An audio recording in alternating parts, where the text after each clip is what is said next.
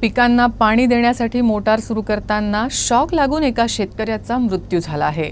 अकोला जिल्ह्यातील पातूर तालुक्यातील चोंडी गावात ही घटना घडली। प्रल्हाद पुंडलिक ठाकरे वय वर्ष 51 असं मृत शेतकऱ्याचं नाव आहे। मृत शेतकऱ्याकडे 2 एकर शेती असून शेतीत भुईमूग पेरला आहे। पिकाला पाणी देण्यासाठी ते शेतात गेले होते, मात्र मोटार सुरू करत असताना त्यांना विजेचा जोरदार झटका लागला।